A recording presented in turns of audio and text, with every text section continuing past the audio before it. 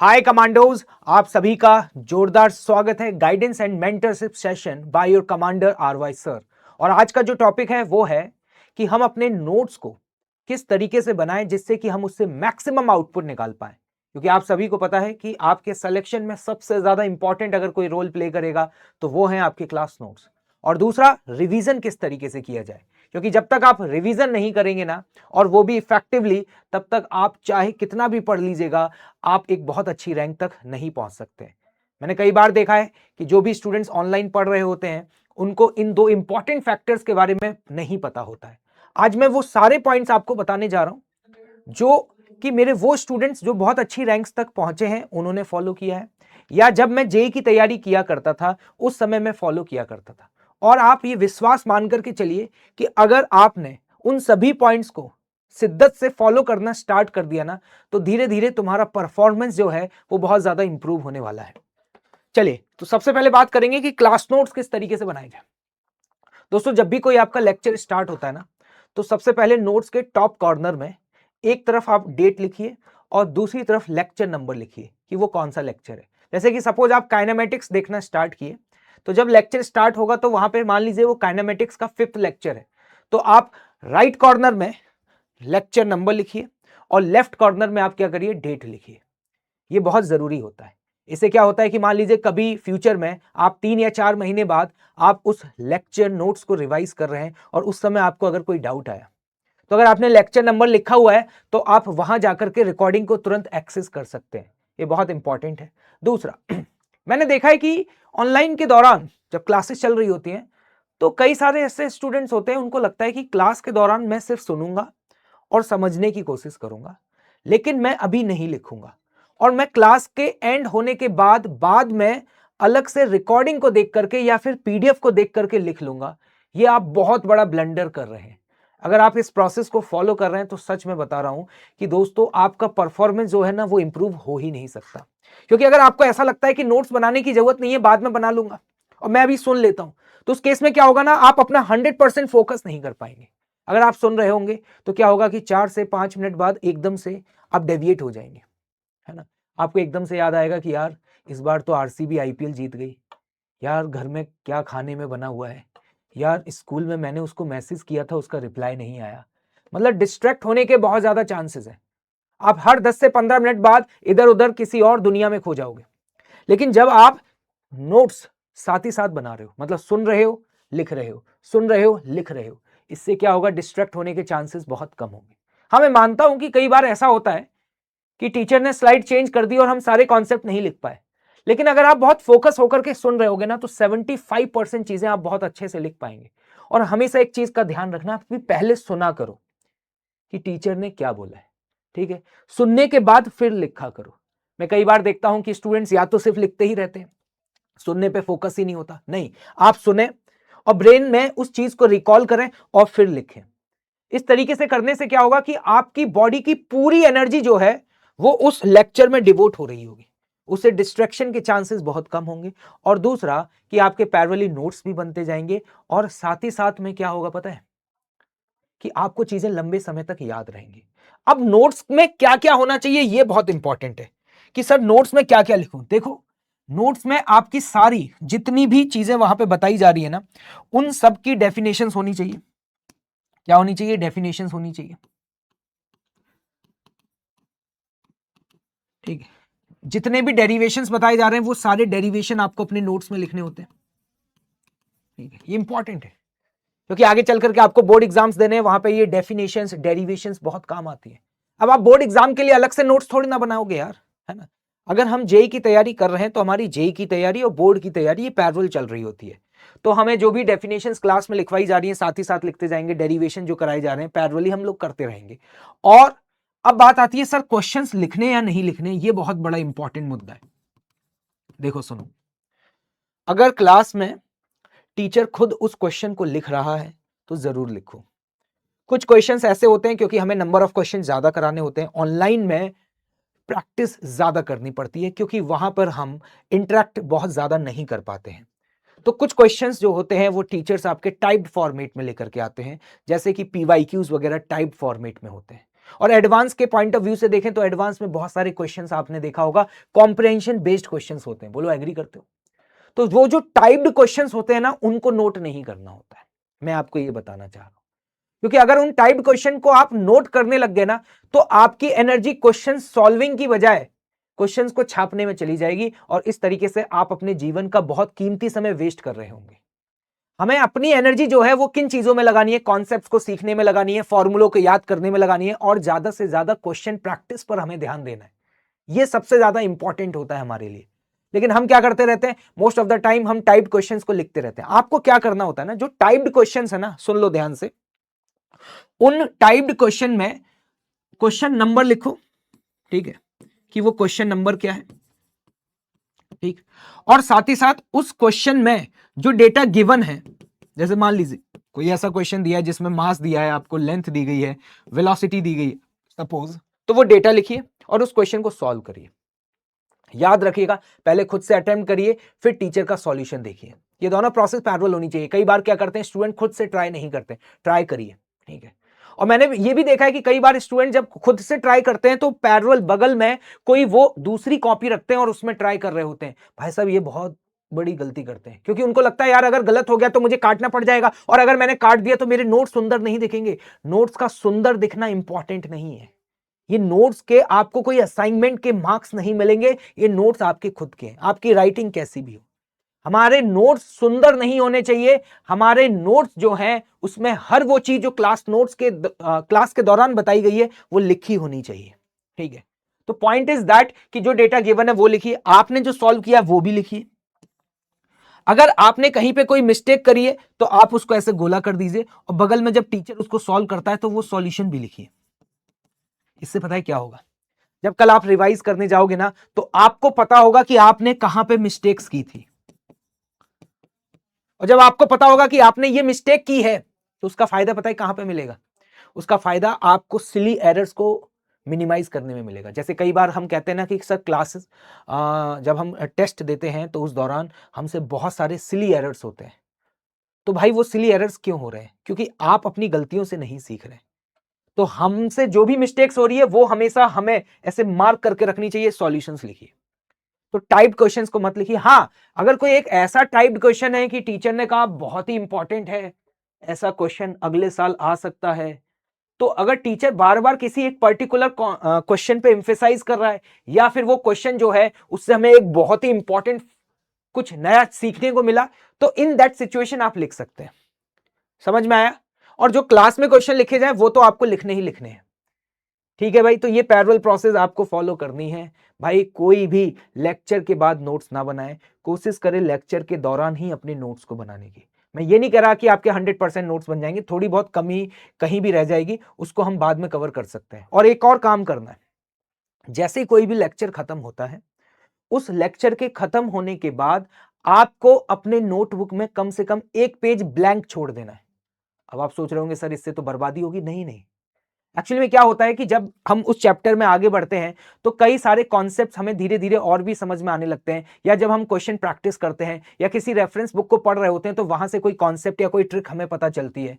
तो हर लेक्चर के बाद अगर आपके पास एक ब्लैंक पेज होगा तो वो इंपॉर्टेंट कॉन्सेप्ट या इंपॉर्टेंट ट्रिक जो होगी वो वहां पे आप लिख पाएंगे। और लिखना बहुत जरूरी होता है, क्योंकि आप जिस एग्जाम की तैयारी कर रहे हैं वो 4 या 5 दिन बाद नहीं है, वो यहां पर आपके कई महीनों बाद होने वाला है। समझ रहे हैं? तो हर लेक्चर के बाद एक ब्लैंक पेज जरूर छोड़ना है, आप सभी को दिमाग में रखिए। और आपको अपने क्लास नोट्स में हर वो कॉन्सेप्ट जरूर मेंशन करना है जो टीचर ने बोला है कि ये बहुत इंपॉर्टेंट है। अब टीचर ने कोई डेरिवेशन के एक फॉर्मूला लिखा, बोला यार ये फॉर्मूला बहुत इंपॉर्टेंट है, इस पे क्वेश्चंस आते हैं, फॉर्मूले को ब्रैकेट के अंदर बंद कर दो। मतलब ये तुम्हारा कोड वर्ड होना चाहिए कि जो भी चीज ब्रैकेट के अंदर बंद हो रही है वो दिमाग के अंदर फ्रीज हो रही है। क्योंकि ये ब्रैकेट के अंदर क्यों बंद कर रहे हैं अभी आगे बताऊंगा, क्योंकि बाद में हमें शॉर्ट नोट्स भी बनाने हैं। क्या बनाने हैं? शॉर्ट नोट्स भी बनाने हैं, उस पर भी मैं चर्चा करूंगा। अभी आते हैं थोड़ी देर में। नेक्स्ट, कुछ लोग होता है रफ और फेयर नोटबुक। भाई ये क्या होता है?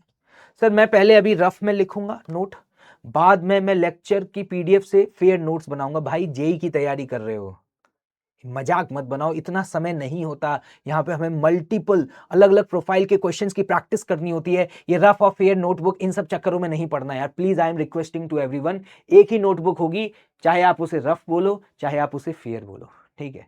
नोटबुक आपकी है, ये रफ फेयर दो दो कॉपियां नहीं बनानी होती भाई। अपना समय नोट्स बनाने में मत लगाओ। आप किसी आर्ट्स के एग्जाम की तैयारी नहीं कर रहे हो, आप जेई के एग्जाम की तैयारी कर रहे हो, ठीक है। नेक्स्ट है कितना काउंट होना चाहिए, कितनी नोटबुक बनानी है। देखो एक तो आपके क्लास नोट्स होंगे, एक क्या होंगे, आपके क्लास नोट्स होंगे, याद रखना भाई।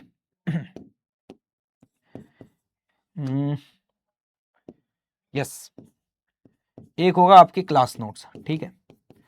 दूसरा क्या होगा, जब एक चैप्टर कंप्लीट हो रहा होगा तो आप चैप्टर में बहुत सारे कॉन्सेप्ट, बहुत सारे फॉर्मूलाज पढ़ते हैं, और जब आप क्वेश्चंस प्रैक्टिस करते हैं तो आपको समझ में आता है कि यार आज की क्लास में जो 10-12 चीजें बताई है ना, उनमें से या 2 या ये 3 कॉन्सेप्ट पे बार बार क्वेश्चन पूछे जा रहे हैं, तो उनको हम क्या करते हैं, पहले ब्रैकेट्स के अंदर बंद करते जाते हैं, और बाद में हमें क्या करना होता है, जब वो चैप्टर कंप्लीट हो जाता है तो हमें एक तो शॉर्ट नोट्स बनाने होते हैं।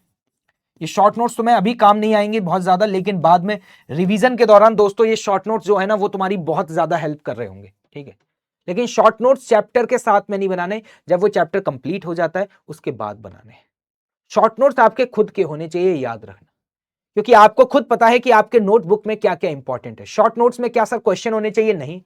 शॉर्ट नोट्स में क्या होना चाहिए, शॉर्ट नोट्स में होने चाहिए इंपॉर्टेंट फॉर्मूलाज, कोई इंपॉर्टेंट कॉन्सेप्ट है तो वो होना चाहिए, कोई ग्राफ वगैरह है तो वो होना चाहिए जो कि इंपॉर्टेंट है, समझ में आया।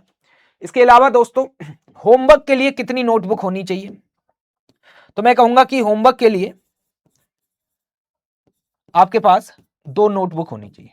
कितनी, 2। जैसे आप एक मोटी सी नोटबुक ले लीजिए, उसके 2 हिस्से कर दीजिए। 2 हिस्से मतलब ये नहीं कह रहा फाड़ देना, समझ रहे हो। 2 हिस्से करने का मतलब है कि आगे का हिस्सा, और मतलब 2 पार्ट बना लीजिए, पार्ट 1 एंड पार्ट 2। तो जैसे आपने 2 नोटबुक ली, तो एक नोटबुक में क्या करिए कि आप जो भी डीपीपीस करते हैं या जो भी मॉड्यूल्स करते हैं उसको उसमें सॉल्व करिए। और जब भी आप कोई भी डीपीपी सॉल्व करने जा रहे हैं ना, तो वहां पे पेज पे लिखिए कि ये डीपीपी नंबर 15 है।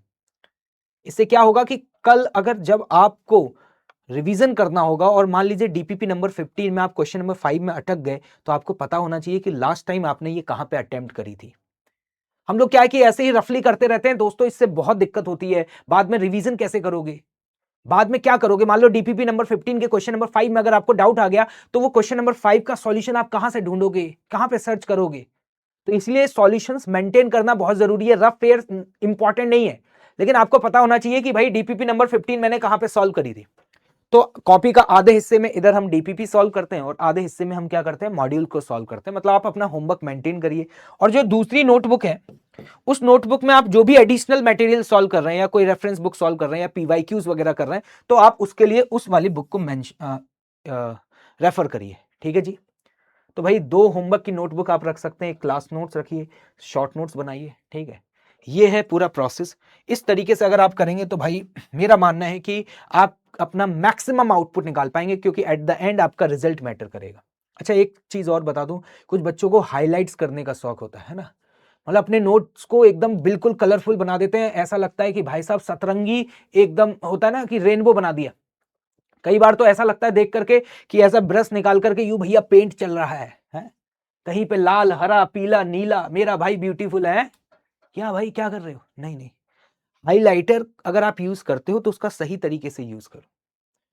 हाईलाइट उसी फॉर्मूला या उसी कॉन्सेप्ट को करो जिस पर टीचर तुम्हें क्लास में कह रहा है बहुत इंपॉर्टेंट है, ये दिमाग में फीड करो, इस पे सवाल आ चुका है।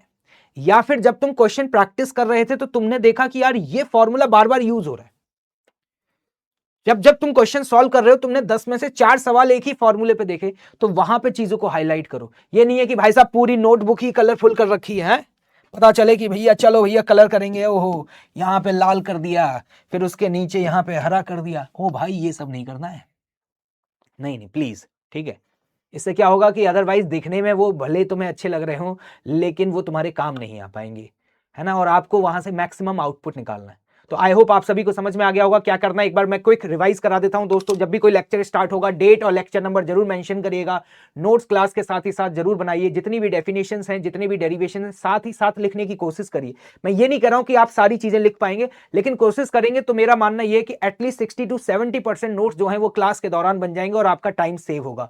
नोट्स दिखने में भले सुंदर ना हो, लेकिन नोट्स में हर वो कॉन्सेप्ट जरूर होना चाहिए जो क्लास में आपको पढ़ाया गया है। टाइप क्वेश्चन सारे लिखने की बिल्कुल जरूरत नहीं होती है। टाइप क्वेश्चंस के सॉल्यूशंस जरूर लिखिए, क्वेश्चन नंबर जरूर आप मेंशन कर दीजिए, और इसके अलावा जो भी आप क्वेश्चन को सॉल्व कर रहे हैं ड्यूरिंग द लाइव क्लासेस या क्लासेस के बाद, तो वहां पर याद रखिएगा कि जो भी जहां भी मिस्टेक्स हो रही है उनको मार्क करिए, और हर लेक्चर के बाद एक ब्लैंक पेपर छोड़ना है। और जब वो पूरा चैप्टर खत्म हो जाता है, एक और बात सुन लेना, जब वो पूरा चैप्टर कंप्लीट हो जाता है तो उस चैप्टर के कंप्लीट होने के बाद भी क्या करना है, कम से कम 4 से 5 पेज आपको ब्लैंक छोड़ने हैं।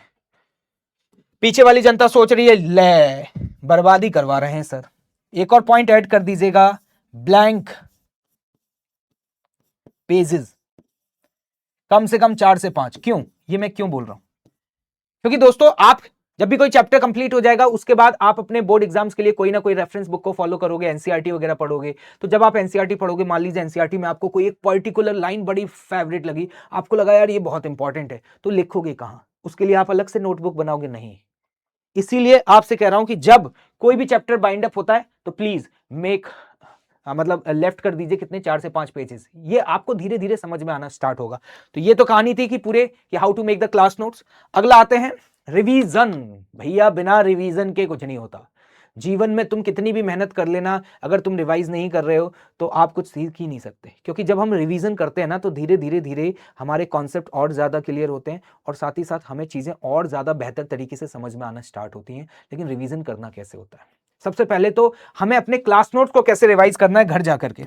आप लोग सभी लोग क्लास नोट्स को रिवाइज करते होंगे घर जाकर के, है ना, क्लास में जो भी पढ़ाया जाता होगा। मैं देखता हूं कि लोग घर जाते हैं, नोटबुक खोल करके बैठ जाते हैं, पेज पलटने लग जाते हैं, कुछ क्वेश्चन जो लिखे होते हैं वो सॉल्व कर लेते हैं और यूं पढ़ते रहते हैं। भैया ये बेवकूफी मत करो, स्मार्ट बनना पड़ेगा। जेई की तैयारी कर रहे हैं, ये ट्रेडिशनल मेथड्स हैं, इनको फॉलो मत करो। ये कोई बोर्ड एग्जाम की तैयारी नहीं है, ये तेरे जेई एग्जाम की तैयारी है। सुनना ध्यान से, घर जाके जब क्लास नोट्स को रिवाइज करना है तो क्या करना है, सुन। घर गए, एकदम से रिकॉल करो कि आज क्लास में क्या पढ़ाया गया था, और एक अपनी नोटबुक लेकर के बैठ जाओ, ठीक है। मतलब आपका कोई भी ब्लैंक पेपर हो सकता है, ठीक है, और उस पर लिखना स्टार्ट करो कि आज क्लास में क्या पढ़ा है। जैसे मान लीजिए आपके क्लास में इलेक्ट्रोस्टैटिक्स चल रहा है, और इलेक्ट्रोस्टैटिक्स में जो अभी जो टॉपिक चल रहा है वो कंडक्टर है, तो सोचो कि आज क्लास में क्या पढ़ा है। And you will try to think, तो कुछ भी याद नहीं आएगा, दिमाग पे एकदम से बहुत ज्यादा स्ट्रेस पड़ेगा और दिमाग एकदम से ब्लैंक होने लग जाएगा। लेकिन थोड़ा सा जोर डालोगे तो क्लास में कोई ना कोई कहानी याद आ जाएगी, कोई जोक याद आ जाएगा, क्योंकि ये सारी चीजें हमें हमेशा याद रहती है ना। वहां से क्या करेंगे, आपको एक लिंक मिलेगा, क्या मिलेगा, लिंक मिलेगा, और इस तरीके से लिंक से लिंक कनेक्ट होते जाएंगे। और ट्रस्ट मी, अगर आपने, इसे बोलते हैं ब्रेन स्टॉर्मिंग। ब्रेन स्टॉर्मिंग में क्या होता है भाई साहब, दिमाग का झाग निकलना शुरू होता है। इस ब्रेन स्टॉर्मिंग में आपको देने हैं कम से कम 20 से 25 मिनट, बिना नोटबुक देखे। आप नोटबुक नहीं देख रहे, सिर्फ रिकॉल कर रहे हैं, फॉर्मूलों को लिख रहे हैं। हो सकता है फॉर्मूला गलत ही लिख रहे हो, लेकिन दिमाग पे जोर डाल रहे हैं। ट्रस्ट मी, आपको मजा आएगा, और थोड़ा सा दर्द भी होगा, लेकिन यही दर्द तुम्हें और ज्यादा मजबूत बनाएगा। 20 से 25 मिनट ब्रेन स्टॉर्मिंग करने के बाद फिर क्या करना है, उसके बाद फिर जाकर के तुम अपने क्लास नोट्स को ओपन करो,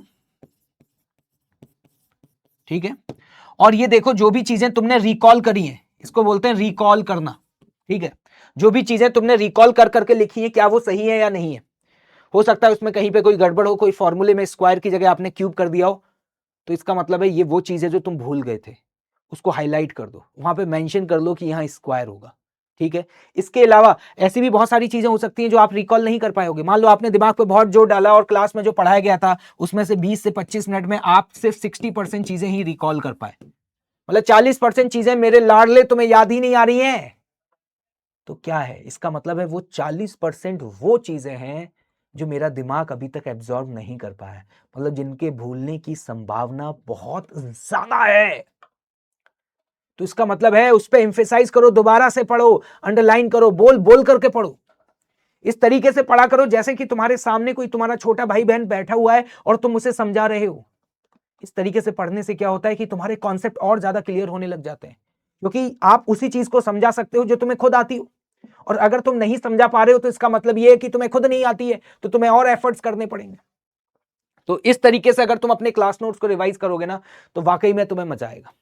और जब कोई भी चैप्टर कंप्लीट हो जाता है और उसके बाद कभी भी रिवीजन करना हो ना, तो रिवीजन के दौरान भी आप पहले एक बार शॉर्ट नोट्स को देखिए, सारे फॉर्मूलों को लिखिए, उसके बाद नोट्स के वो क्वेश्चन जो तुमसे ड्यूरिंग द क्लास नहीं हुए थे, नोट्स के वो क्वेश्चन जो करने के बाद भी तुम्हें कॉन्फिडेंस नहीं आ रहा है, उन क्वेश्चंस को दोबारा से रीअटेम्प्ट करना है। उन क्वेश्चंस को दोबारा से आपको क्या करना है, रीअटेम्प्ट करना है। तो देखिए ये है पूरी प्रोसेस इफेक्टिवली अपने क्लास नोट्स को रिवाइज करने की। ठीक है, तो आई होप सो आपके मन में बहुत सारे डाउट्स थे जो कि इस वीडियो के माध्यम से क्लियर हो गए होंगे। इसके अलावा भी मैं आगे भी इस तरह के और भी गाइडेंस सेशन आपके लिए लाता रहूंगा। ओवरऑल आपका कैसा एक्सपीरियंस रहा कमेंट सेक्शन में आप जरूर बताइएगा। ठीक है, और आप और किन किन टॉपिक्स पे चाहते हैं कि मैं इस तरह के वीडियोस बनाऊं, और मैंने जितने भी टॉपर स्टूडेंट्स को पढ़ा है उनका जो एक्सपीरियंस है वो आपके साथ शेयर करूं, तो एक बार कमेंट सेक्शन में जरूर बताइएगा। Thank you so much. जय हिंद, जय Bharat, bye bye, take care.